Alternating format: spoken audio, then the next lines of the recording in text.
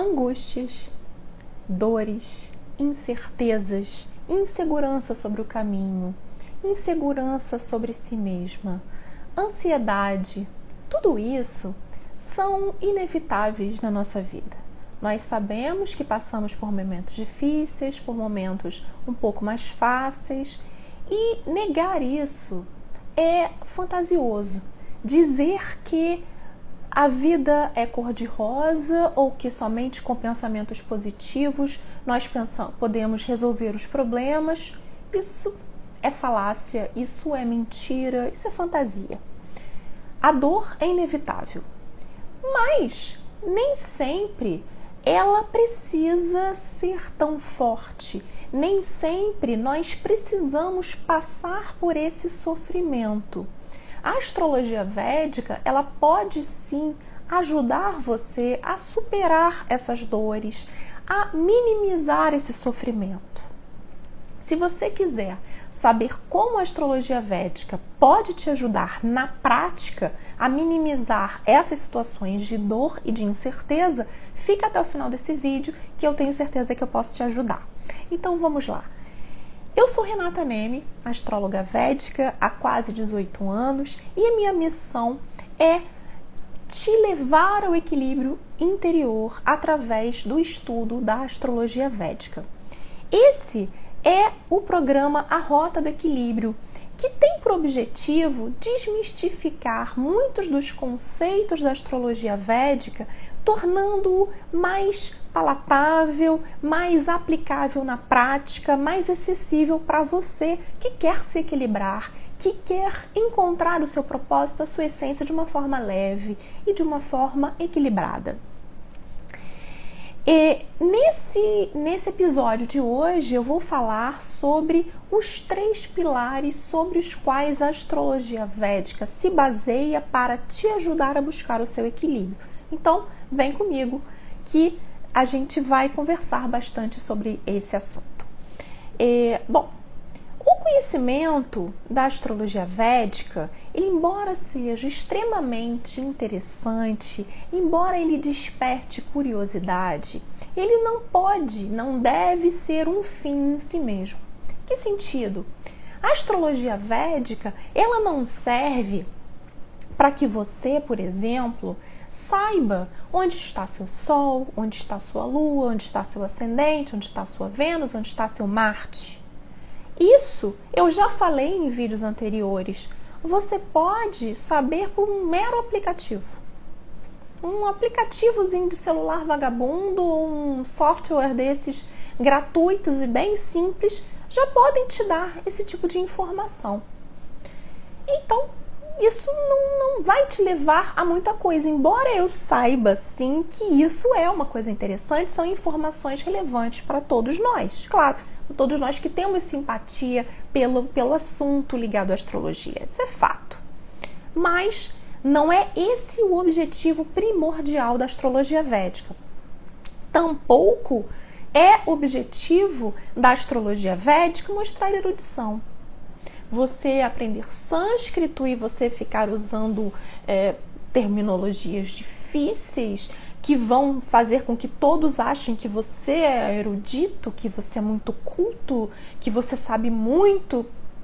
Isso aí só vai servir para enaltecer o seu ego e para te distanciar das outras pessoas que acabam se conectando com você pela vulnerabilidade. A sua vulnerabilidade é que traz a conexão com o outro. E não essa pedância, essa petulância, esse excesso de egocentrismo, sabe? Então, o fato de você querer saber por saber, seja para saciar uma curiosidade ou seja mesmo para mostrar erudição, só vai te afastar do objetivo primordial, desses pilares primordiais que a astrologia védica ela traz para você. Bom, se você quer se compreender, se você quer se aceitar como é, Se você quer compreender o outro, entender a natureza humana, então você está no lugar certo. Porque a astrologia védica, ela é sim esse instrumento que vai te ajudar na obtenção de respostas. Eu já mencionei em vídeos anteriores que os propósitos dos Vedas, que são os antigos livros, livros entre aspas, da tradição que antecedeu mesmo a formação do Estado indiano, do que hoje nós conhecemos pela Índia, né? Então, os antigos Vedas, eu já mencionei em vídeos anteriores, se você não assistiu, vai lá para assistir, porque eu reputo isso muito importante para a gente compreender um pouco mais da tradição védica. Então, os Vedas, eles se basearam em 2 pilares, né? São 2 os maiores objetivos. Todo conhecimento trazido pelos Vedas se baseia principalmente em 2 aspectos. O primeiro aspecto é o aspecto do karma, ou seja, é um aspecto ligado aos frutos das nossas ações. Então, os Vedas trazem o conceito de karma, a classificação de karma. Os Vedas falam como que eles se manifestam na nossa vida. E quando a gente fala de astrologia védica, a gente vê na prática ali, nas casas, nos planetas, nos signos, como é que os frutos das nossas ações, eles se refletem hoje, na nossa vida hoje. E quando eu falo nossa vida hoje, não exatamente no momento atual, mas nessa vida, nessa nossa jornada, desde o nosso nascimento até a nossa morte. Então, nesse períodozinho, nessa nossa jornada aqui na Terra, a gente vai ter por várias ocasiões a manifestação desse karma, ou seja, dos frutos das nossas ações. A lei do retorno o tempo todo aí atuando. Agora, o outro propósito dos Vedas tem relação com a natureza humana, o conhecimento da natureza humana. E aí a gente vê, né, os Vedas já datam de milênios. E eles são tão atuais. Por quê? Porque a natureza humana, ela não muda. Mudam as épocas, mudam os costumes, mudam as modas, mas o ser humano continua com as mesmas dores, as mesmas angústias, as mesmas ansiedades, as mesmas inseguranças, os mesmos medos, né? A mesma forma de se apaixonar, a mesma forma de manifestar desejo, a mesma forma de se iludir achando que aquele desejo é o que vai trazer a felicidade. Então, a gente continua do mesmo jeitinho. E é por isso que os Vedas, eles são tão fantásticos, eles são tão atuais, porque a natureza humana não muda. A gente evolui muito, muito, muito pouquinho. Claro, existem várias situações em que o ser humano evoluiu, sim. Mas, no fundo, a gente continua sentindo muito parecido. Parecido com o ser humano lá de trás, da época dos Vedas. Então é por isso que os Vedas são tão atuais e nos ajudam tanto nesse nosso conhecimento sobre a natureza humana. Esse conhecimento, ele fala muito da nossa essência. Ele fala muito do quanto cada um de nós tem uma luz lá no fundo que está escondidinha, esperando ser ativada para brilhar. Então, com isso, eu vou falar sobre o primeiro pilar, sobre o qual a astrologia védica se baseia para trazer o nosso equilíbrio, que é o autoconhecimento. Quando a gente estuda a astrologia védica, a gente começa a entender muito de quem sou eu. Eu começo a entender qual é a minha essência, qual é o meu propósito de vida, quais são as minhas dificuldades, os meus dons, os meus padrões de comportamento, padrões emocionais, padrões de relacionamento e muito mais. Quando eu começo a me conhecer verdadeiramente, começo a me aceitar verdadeiramente, a gente alcança uma paz de espírito e um equilíbrio que são inegáveis e são inevitáveis. Imagina você entender muito do que você é, do porquê que você age de uma certa maneira, do porquê que várias situações na sua vida se repetem. Você começa a entender que você faz parte desse padrão, dessa rede, né, que acaba te envolvendo e fazendo com que você repita, até mesmo porque você não tem consciência, não tem lucidez. Então, a partir do momento que você entende o seu padrão, você consegue ter lucidez suficiente para mudar. Ou às vezes não precisa mudar. Às vezes você não quer mudar. Às vezes você quer tão somente entender. Você quer tão somente ter algumas respostas para questões que te perseguem durante anos e anos e anos e anos. Eu já devo ter contado aqui, porque foi uma experiência que para mim foi muito importante. Uma vez eu atendi uma pessoa, já era uma senhora que tinha, acho que pouco mais de 60 anos, mas uma senhora muito bonita, uma senhora muito atuante, muito ativa.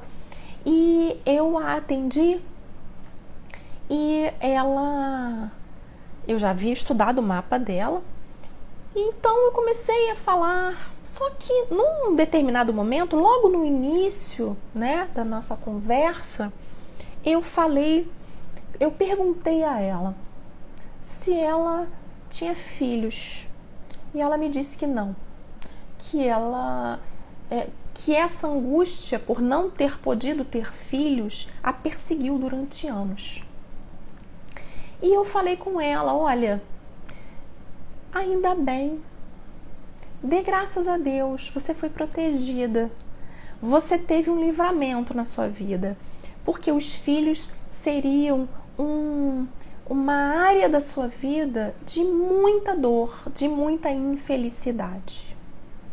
Aquilo tirou um peso sobre as costas dela e ela entendeu muito do que aconteceu na vida dela, como fazendo parte de um caminho e fazendo parte de um livramento. Aquilo trouxe leveza a ela e ela pôde deixar toda essa carga de culpa, de frustração para trás, respirar e continuar a sua jornada com muito mais leveza e muito mais equilíbrio. Claro, aquele fantasma ficou para trás. Então, esse é apenas um exemplo que me ocorreu aqui de como a gente, olhando para um mapa, a gente consegue entender muito do nosso caminho. Claro, também da nossa essência, da nossa natureza, do nosso propósito, como eu já falei. E aí, então,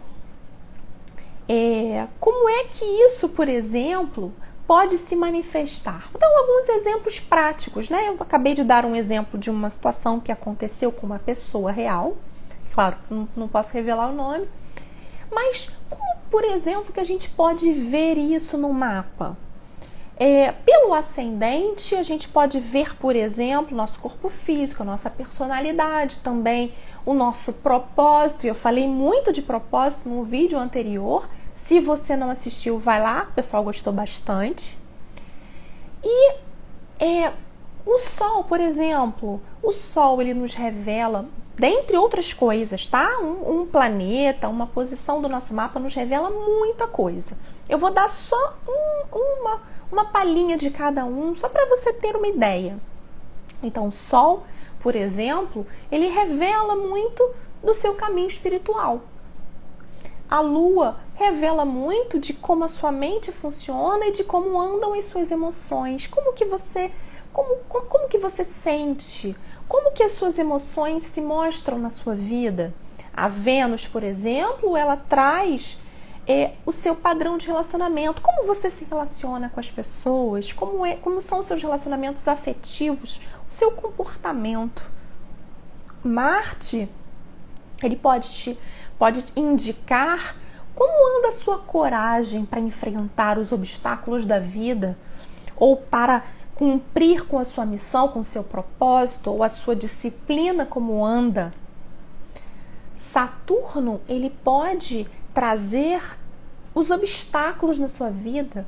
Que tipo de obstáculo você tem? Né? Quais são as suas dificuldades? Quais são as suas maiores frustrações nessa vida? Onde que a sua vida parece que empaca e que demanda maior esforço? Júpiter, por exemplo, o outro lado da moeda. Em que área da sua vida as coisas são fáceis, as coisas são felizes, as coisas são tranquilas? Como é que andam os seus dons? Então, através desses planetas, por exemplo, a gente entende muito. A gente entende muito da nossa natureza, tá? Em seguida, vamos falar do segundo pilar. O segundo pilar, ele diz respeito ao tempo. O tempo na astrologia védica, ele também é muito importante. Passado, presente e futuro. Então, imagina, a gente sabe que todos nós passamos por momentos difíceis, todos nós, e passamos por fases mais fáceis, mais felizes, todos nós. Então, a gente, por exemplo, olhar para trás e entender o que aconteceu conosco num determinado período é muitas vezes libertador. Você por exemplo, saber que num determinado momento da sua infância você passou por uma situação difícil, derivada de um karma com a sua mãe, ou de uma própria situação de saúde da sua mãe, ou porque ela passou por uma depressão, uma perda, uma separação, e aquilo acabou refletindo no estado de ânimo dela, que refletiu também na relação de vocês dois. Então, às vezes, entender isso pode ser libertador.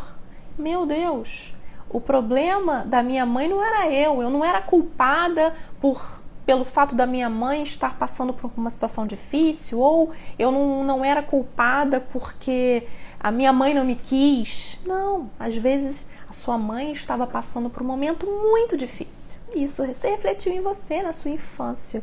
Na infância a gente não entende muita coisa que acontece com a nossa vida. A mesma coisa, por exemplo, se você começa a entender que no ano passado, de repente, as coisas estavam muito travadas na sua vida. E aí, quando foi se aproximando o seu aniversário, as coisas, de repente, milagrosamente passaram a se abrir. E você começa a entender, ou então, os últimos 7 anos, nossa, foram tão difíceis, foram tantas perdas, tantos obstáculos, tantas transformações, tantas mudanças. Que momento difícil, parecia que não ia acabar nunca, e acabou. Então, o fator tempo na astrologia védica, ele se reflete primeiro pelos períodos planetários. O que são períodos planetários, que são chamados de dashas na astrologia védica? É um aspecto muito forte, muito importante da astrologia védica. Você analisa no mapa de cada pessoa, na vida de cada pessoa, quais são os planetas que vão interferir, que vão influenciar naquele período, naquele momento, como uma fase. E como que está aquele planeta no seu mapa? Ele está forte? Então essa fase provavelmente vai ser boa. Ele está difícil? Então essa fase provavelmente vai ter alguns obstáculos. E por aí vai. Então esse é o primeiro aspecto do fator tempo, os períodos planetários. Um segundo aspecto do fator tempo são os chamados trânsitos. O que são trânsitos? Como o próprio nome indica. Os planetas estão transitando por aí, né? Tá todo mundo se mexendo nesse universo, no nosso sistema solar, os planetas estão aí, orbitando em volta do Sol, né? E aí, as relações deles, a posição dele nos signos, em relação ao nosso mapa, vão falar muito da influência. Então, por exemplo, onde Saturno está passando perto da nossa Lua. Ui, meu Deus, que período complicado, que período mais difícil, né? Júpiter está chegando perto da posição de Júpiter quando a gente nasceu. Opa, é o chamado retorno de Júpiter, que legal. A gente sabe que vai ter um ano inteiro, normalmente com bênçãos, com caminhos abertos. Tudo vai depender de cada pessoa, obviamente, isso é muito particular. Por isso que eu acho que o ideal é que cada pessoa estude o próprio mapa, aprenda a ler o próprio mapa. Porque aí, você imagina, você conseguir dominar essa linguagem, conseguir observar no céu e ver no seu próprio mapa como que isso se reflete. Isso é maravilhoso, isso é libertador, isso traz muito equilíbrio, muito mais segurança na vida. Então, esse outro aspecto do fator tempo são os trânsitos, né? O que a gente chama de Gochara. Que é isso? Que é onde que o planeta está transitando hoje, que tipo de influência ele traz na vida de todas as pessoas, mas principalmente na sua vida em especial. Porque a gente compara com o mapa de cada pessoa. Onde é que Júpiter estava quando eu nasci? Onde é que Saturno estava quando eu nasci? Né? Qual é a posição da minha Lua, do meu Sol, do meu ascendente? E quem que está passando ali? É bom, é ruim? É complicado? Traz agressividade? Traz passividade? E aí, como é que vai ser essa situação? Então é toda uma influência aí. E o terceiro fator, né, dentro do fator tempo, é o que a gente chama de mapa anual. Ou, na astrologia ocidental, é chamado de revolução solar. Mas aqui na astrologia védica a gente fala de mapa anual. O que é mapa anual?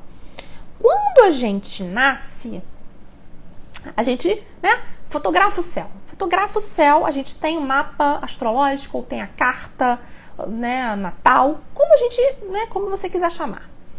Aí tá, você fotografa, tá tudo ali. Qual é o grau do ascendente?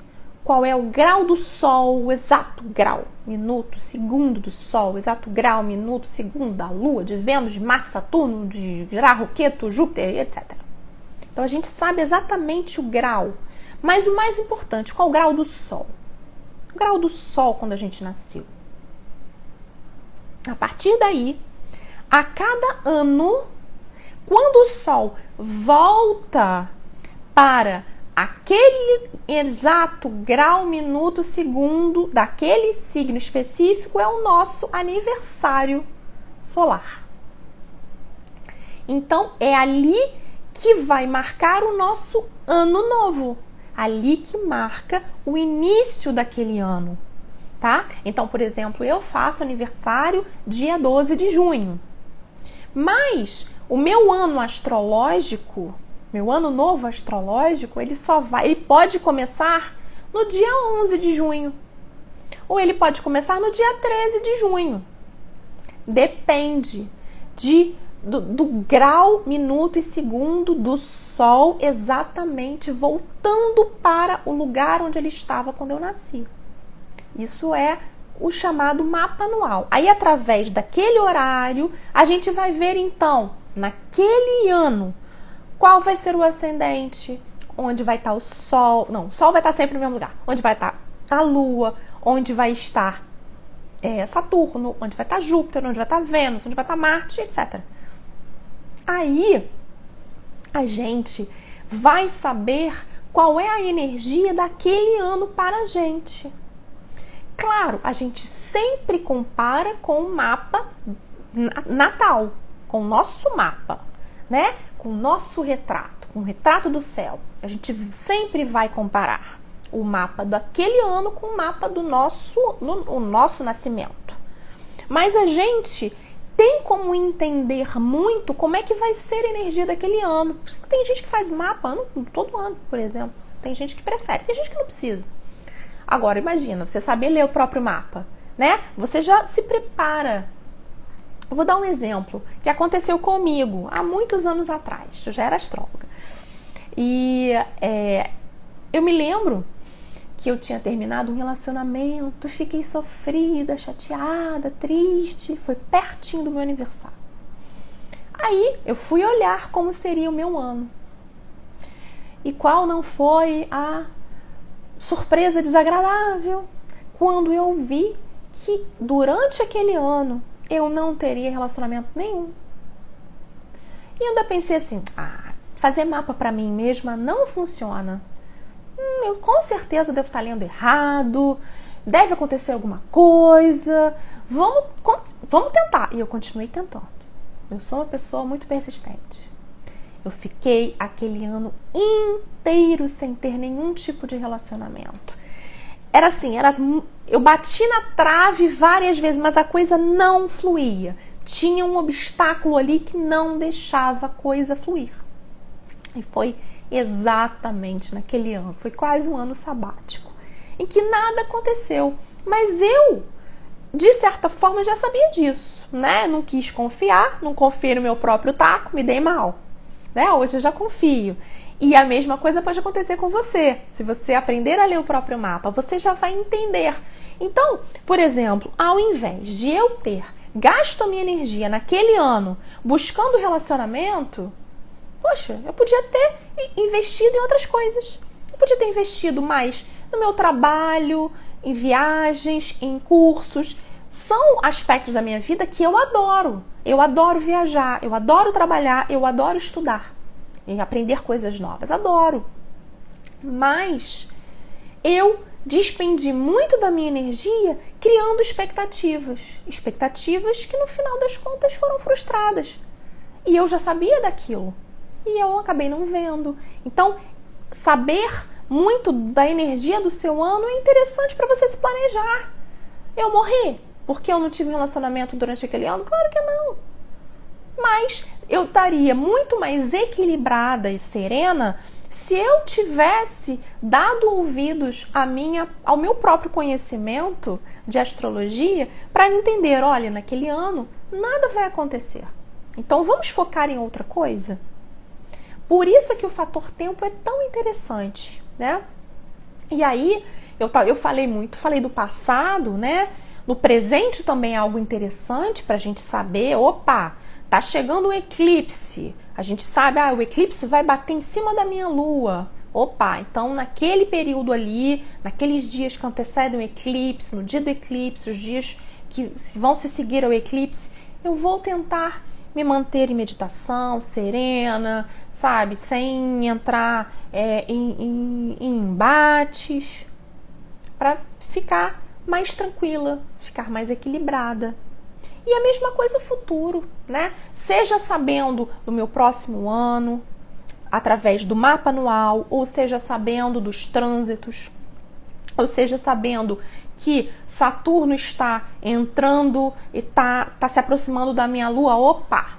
São momentos então que eu vou precisar me recolher, que eu vou precisar olhar para a minha saúde, que eu vou precisar fazer um balanço da minha vida, buscar o amadurecimento, o autoconhecimento, a espiritualização. Muita coisa pode não dar certo, ou pelo menos não acontecer do jeito que eu queria. Então, vamos esperar, vamos exercer atividades para apaziguar a mente. Tudo isso. Então, a gente consegue planejar o futuro. Mas não assim, ai meu Deus, uma desgraça vai acontecer. Não, gente, porque isso só vai trazer desequilíbrio. Né? A gente não sabe tanto assim. E nem deve saber. Né? O fato de a gente não conhecer o futuro, assim como a gente não conhecer vidas passadas, tem uma justificativa. A gente tem sim indicativos, e esses indicativos são muito úteis para a gente entender o passado e para a gente entender o futuro. Mas fora isso, o ideal é que a gente foque no presente. Foque no presente até mesmo para que a gente consiga se equilibrar. O estar presente é um fator muito importante para o equilíbrio. E então, a gente consegue ter serenidade na nossa vida.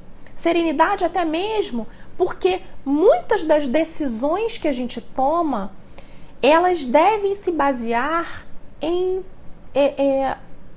num estado de lucidez.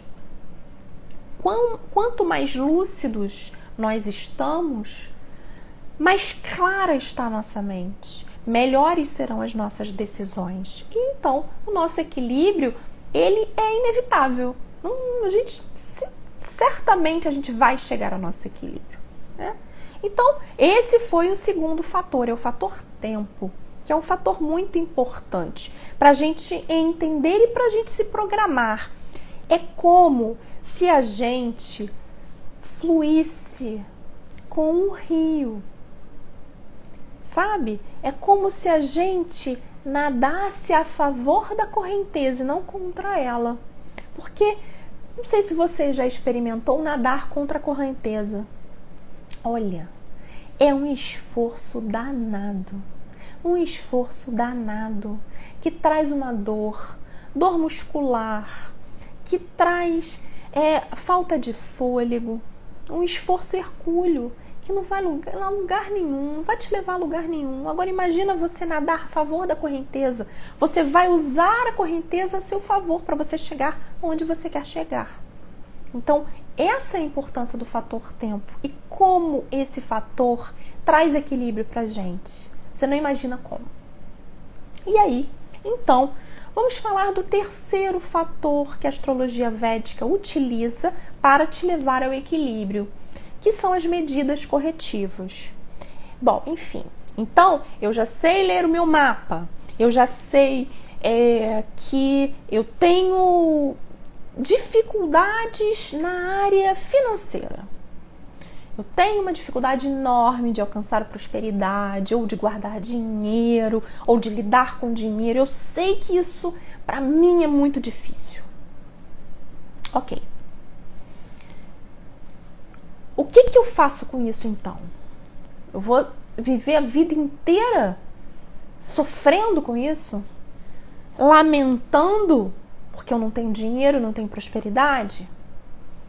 Ou eu sei que num determinado período eu vou passar por dificuldades no meu trabalho. Vou ter ali algumas agruras no meu trabalho. Tá, ok. Eu vou ficar, por exemplo, o ano inteiro amargando aquilo. Meu Deus, mas que ano horrível. Eu quero que passe. É muito difícil a gente conhecer um problema e imaginar que aquele problema não tem solução. Mas a astrologia védica, ela traz sim algumas soluções. Mas olha, eu não gosto de fazer promessas vãs. A gente tem que ser sincero e íntegro acima de tudo. Isso é Dharma. Isso é fazer a coisa certa. Então, eu não vou te prometer milagre. Eu não vou dizer que você fazendo X, Y, Z, você vai ser feliz para sempre e você não vai ter problema. Isso não existe, isso é mentira. Quem falar isso com você está mentindo, está te fazendo promessas falsas. Ou então está fantasiando, às vezes não é por má fé. Fantasiando, está vivendo no mundo de fantasia, aquele mundinho, né, de faz de conta. E está fugindo da realidade. As medidas corretivas, elas se baseiam em disciplina e esforço. Às vezes, você tem uma situação na sua vida que é muito forte. Um obstáculo, uma dificuldade que é extremamente forte e que vem de vidas anteriores e que está muito, muito arraigada. Essa dificuldade, ela não vai sair assim porque você está usando verde num dia de Mercúrio. Ela não vai sair assim porque você está usando uma pedra específica num dedo. Mas existem algumas situações que são mais fáceis de serem dribladas. Então a gente, de qualquer forma, precisa fazer esforço. Esforço para minimizar aquelas dificuldades, tá? Porque aquelas dificuldades estão ali por uma razão.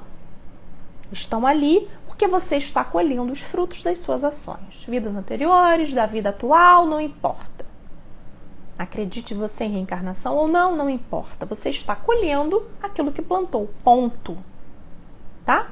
Então, como é que você atenua? Existem as medidas corretivas que a astrologia védica sugere. Podem ser rituais, mantras, pedras, ações específicas, tudo isso.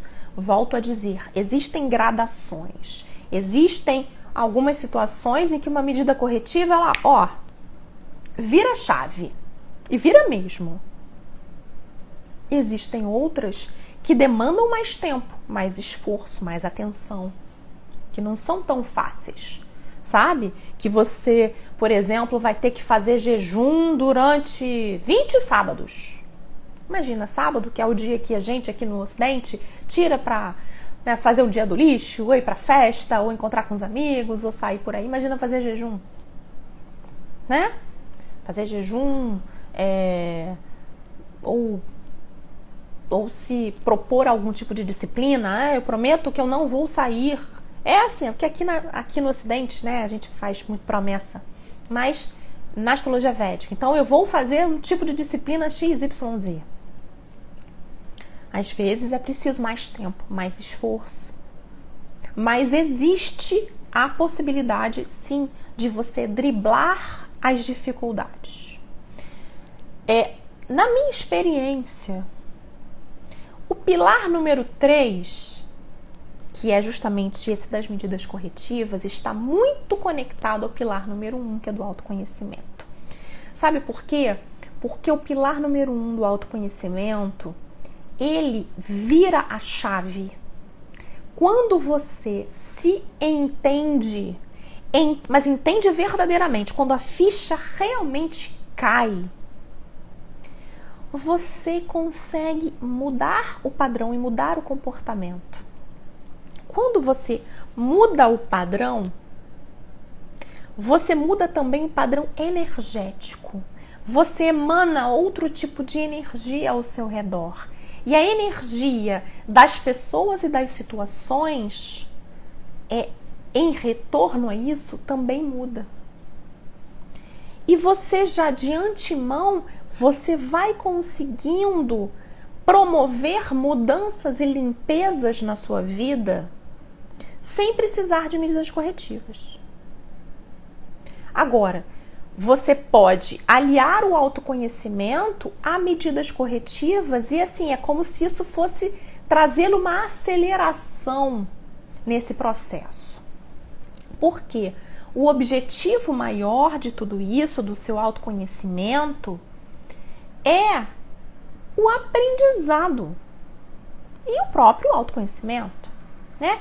É você aprender, não é você ser punido por castigo, não, é você aprender que aquele caminho não te leva à felicidade, não te leva ao equilíbrio. A partir do momento que você então entende, a partir do momento que você então muda o comportamento, os planetas, eles mudam também a influência sobre você. Porque todos os planetas, eles têm dois lados. Então, às vezes, tem um lado não muito positivo e tem outro lado que é muito positivo. Então, você acaba atraindo para si também um lado positivo do planeta. E a influência dele acaba melhorando. Então, vou falar de Saturno, por exemplo. Saturno é um planeta, né, que é associado ao mau karma, associado a dificuldades, à morte, doença, perda, tal. Mas também ao desapego, à maturidade, a recompensas. Então, você atinge a maturidade, você consegue aprender com os seus próprios erros. O que acontece? É como se Saturno trouxesse a recompensa. É claro que planeta nenhum traz nada, eles são apenas os indicativos de que alguma coisa aconteceu, sabe? Mas tudo isso acaba te trazendo um equilíbrio maior, porque você acaba aliando diversos fatores na sua vida, sabe? Então, esses 3 fatores, eles são extremamente importantes para você conseguir atingir o seu equilíbrio. Bom, então, para quem chegou depois, né? No episódio de hoje, eu trouxe informações sobre os 3 pilares do seu equilíbrio na visão da astrologia védica. O primeiro, então, é o autoconhecimento, né, que tem relação com todas as posições de planetas, signos, casas, ascendente, yogas e outras coisas mais que você tem no seu mapa e que vão te ensinar quem é você, quais são as suas dificuldades, quais são os seus padrões, quais são as suas facilidades, os seus dons, o que você veio fazer aqui, o seu propósito e tudo mais, né? Então tem esse primeiro aspecto. Tem o segundo aspecto, que é o fator tempo, né? Como é que eu posso usar melhor o tempo para fazer as minhas escolhas? Como é que eu posso entender melhor o meu passado? O que me aconteceu de negativo ao longo da minha vida? Por quê? O que causou aquilo? O que eu aprendi com aquilo?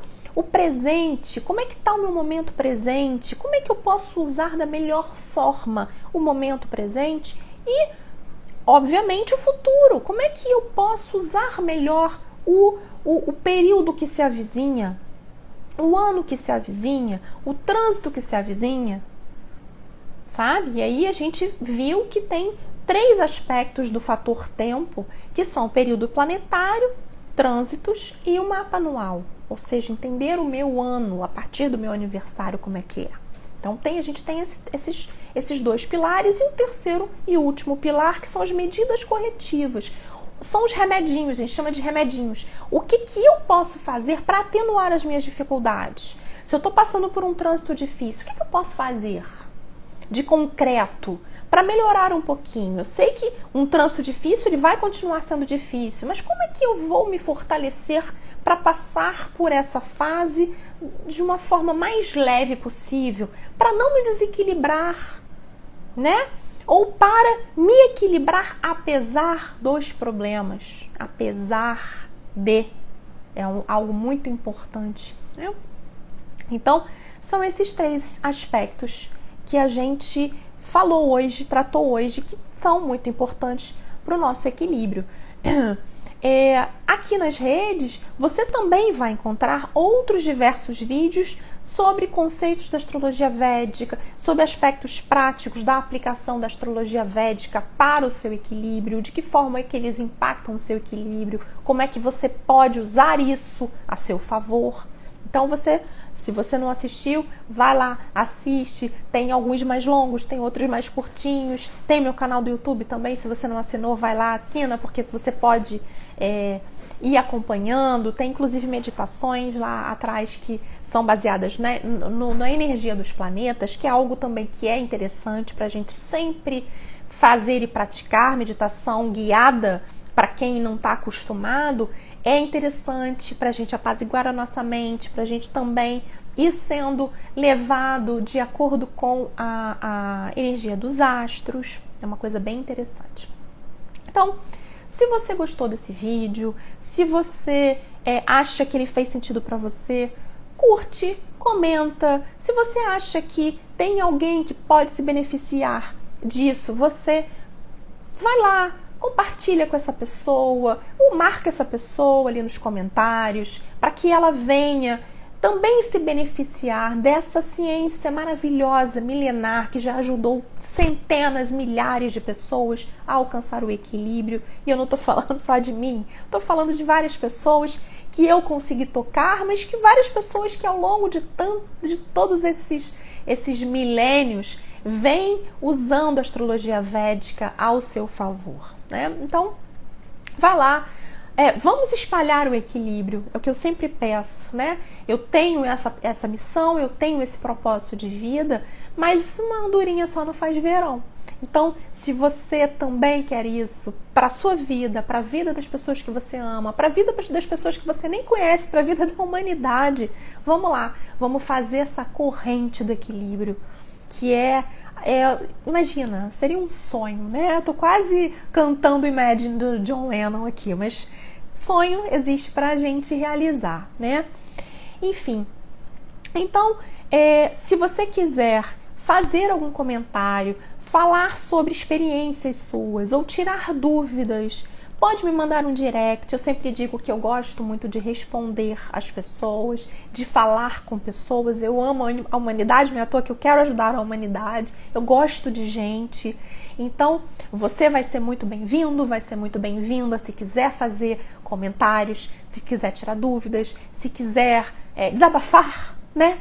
E vamos lá nessa nossa jornada rumo ao equilíbrio, tá bom? Agora eu vou dar uma olhada aqui, porque eu prefiro falar tudo que eu tenho que falar para depois olhar os comentários, porque eu me dissipo assim, sabe, com muita facilidade.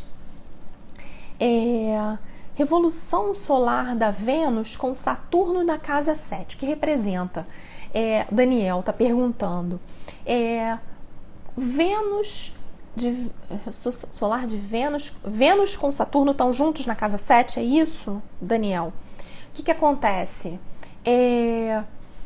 Se a pessoa já vive um relacionamento, ela pode vir, eu digo pode vir a ter algum tipo de crise ou a querer repensar aquele relacionamento. Ou então, você pode vir a assumir um compromisso. Se você namora alguém, você pode querer casar com alguém, pode querer morar com essa pessoa, sabe? Firmar um compromisso mesmo. Isso pode acontecer, tá? Agora, a gente está falando de relacionamento afetivo, mas pode ser uma sociedade, uma parceria. Se você está querendo montar um negócio ou está pensando numa parceria de negócios, isso pode também acontecer. E eu não sei qual é o signo, tá? Você está falando de Vênus e de Saturno na casa 7. Os dois planetas ficam bem na casa 7. Mas eu não sei o signo, às vezes. É um signo que ambos ficam meio fraquinhos. Então, a gente tem que olhar o signo. Mas pode indicar, sim, relacionamento, compromisso de relacionamento, compromisso de parcerias de negócios também. Tá, Daniel? Vamos lá. Não, mas quem? Vamos lá. Eu sei que tem comentário anterior. Tem gente que gostou aqui. Gostou do conteúdo, que bom, legal, obrigada.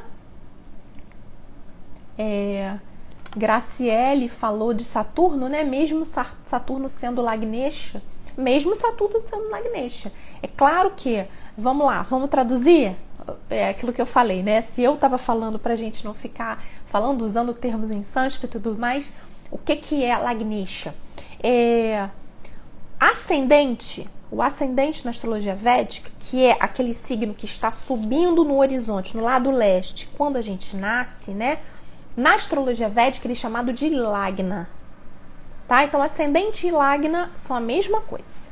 É um termo em sânscrito, Lagna, que quer dizer ascendente, tá? O signo ascendente, né? Todos os signos, eles são regidos por um planeta. Eu falei isso, né, no vídeo anterior. Vai lá, que tá bem interessante, que eu falo sobre o propósito. Então, cada signo, ele possui um planeta que o rege.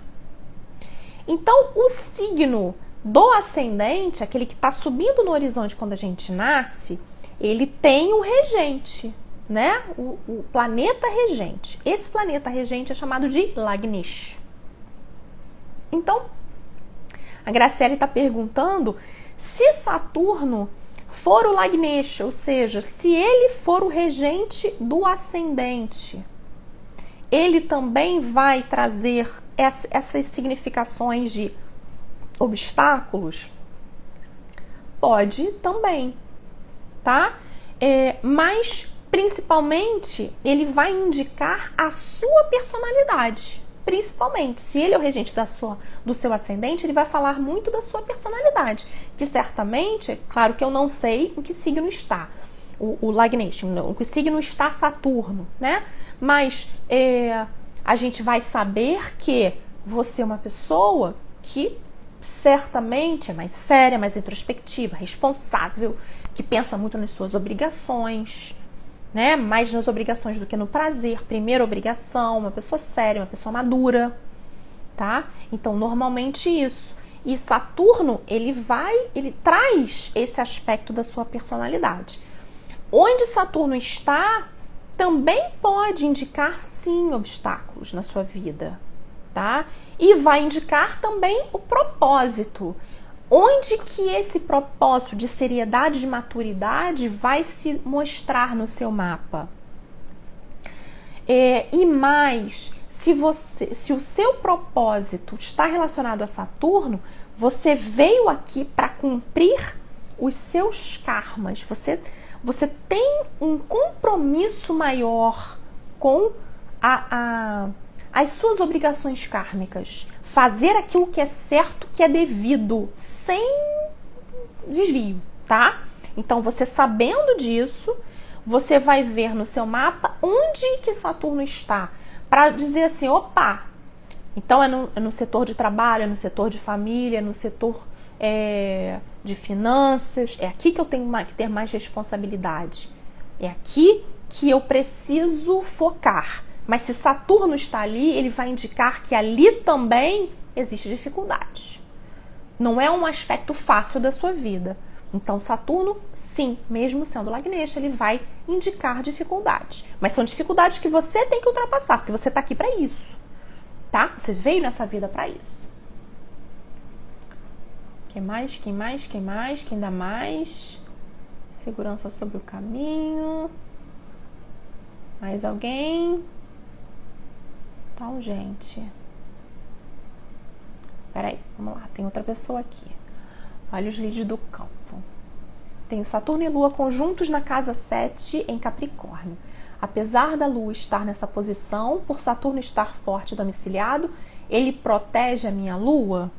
Meu Lagnesha é a Lua. Então, você tem então ascendente em Câncer, né? Obviamente. E aí Saturno e Lua estão na casa 7. Saturno e Lua na casa 7. Saturno está forte domiciliado, ele protege a sua Lua? Não. Não, ele não protege a sua Lua, não. Ele traz maturidade, ele traz responsabilidade, ele está forte na casa 7, ele está forte em Capricórnio, né? Ele traz muita responsabilidade, maturidade, mas ele traz introspecção, ele traz um pouco de melancolia também, tá? Ele traz muito, muito, muito. Ele traz um aspecto emocional também mais duro.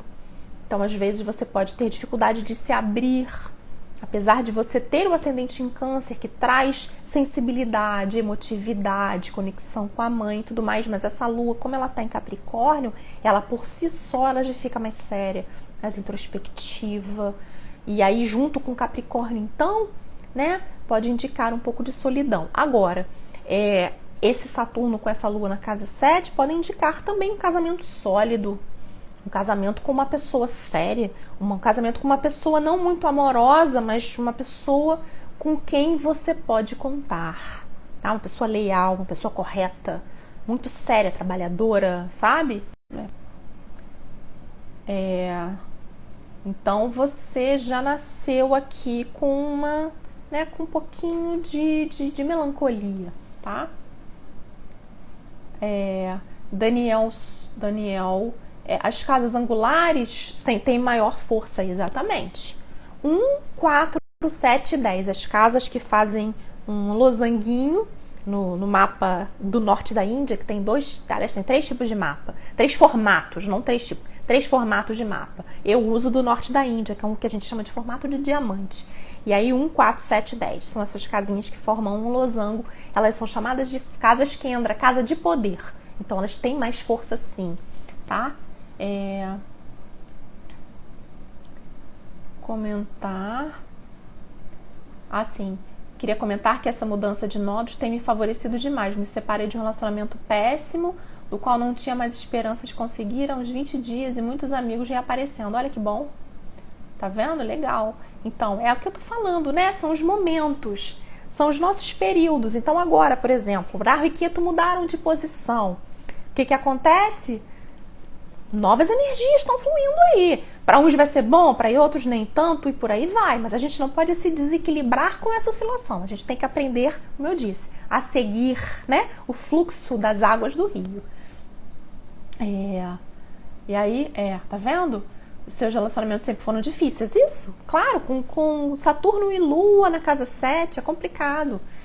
Samantha Salles tem o Saturno na casa 7 em Escorpião em Gandanta. Pode falar um pouquinho? Menina, difícil, né? Difícil, relacionamentos kármicos bem difíceis, mas é um aspecto da sua vida que você veio para enfrentar. É o aspecto difícil da sua vida, relacionamentos. Relacionamentos são difíceis e você acaba criando muita expectativa, e se frustrando demais. Então existe um quê de muita frustração que você precisa, de certa forma, equilibrar. Saturno não fica bem em Escorpião. E ele estando em Gandanta, ou seja, estando ali, né, no finalzinho de Escorpião, é um desafio kármico, é um nó kármico, tá? O que é Gandanta? Gandanta é chamado de um nó kármico. É o finalzinho de um signo de água e o iniciozinho de um signo de fogo, tá? Então, finalzinho de peixes, iniciozinho de Áries, finalzinho de Câncer, iniciozinho de Leão, finalzinho de Escorpião, iniciozinho de Sagitário. Então, esse finalzinho, os últimos grauzinhos, 3 grauzinhos de um, 3, não menos até, de cada um, trazem um desafio extra, sabe? Como se aquela situação trouxesse um desafio extra para aquele planeta que, ou melhor dizendo, para aquele assunto da sua vida, para aquela situação da sua vida, tá? Isso que quer dizer Gandanta. É um nó kármico, tá? Eu vou falar um pouquinho de Gandanta num outro vídeo, acho que é uma questão bem interessante para a gente tratar, tá bom? Porque isso pode trazer um pouco mais de desequilíbrio e a gente não quer aqui, de jeito nenhum, que esses fatores externos tragam desequilíbrio para a nossa vida, né? Então é isso, minha gente. Vamos ficando por aqui. Mais uma vez, muito obrigada pela presença de todos. E vamos lá. Daniel, pode ser um fim de um karma nessa vida? Planetas no final do signo? Planetas no final de um signo indicam maturidade, tá? Podem indicar, sim, um final de um karma. Agora, quando esses planetas estão no final de um signo de água, esses planetas, eles vão ter um desafio extra, tá? Vão ter um desafio extra.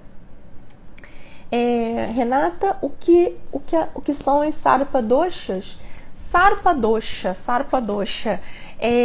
Isso não vai dar tempo de eu explicar, não, faltam 2 minutos. Mas, enfim, Dosha, quando a gente fala em Dosha, são determinadas posições que existem no nosso mapa, que são como maldições, entre muitas aspas, tá? Muitas aspas. Quando a gente fala em Sarpa, a gente está falando de serpente, que tem a ver com Rahu e Ketu. Então, às vezes, uma posição específica de Rahu e Ketu, principalmente quando Rahu e Ketu dividem o mapa em 2. De um lado não tem nenhum planeta, do outro lado tem todos os planetas. Então, existe o chamado de Kalsarpa Yoga, também é conhecido como Sarpa Dosha, tá? Isso traz desafios extras para a nossa vida. E é interessante a gente usar remédios, sim, para atenuar isso, tá? Principalmente, por exemplo, mantras de Shiva, mantras de Durga, mas não apenas, tá? A gente precisa estudar isso um pouquinho mais a fundo, tá? Bom, gente, falta 1 minuto, nós temos que terminar, senão vai ficar aqui inacabado, tá bom? Obrigada a todos pela presença e até ao nosso próximo encontro. Um beijo!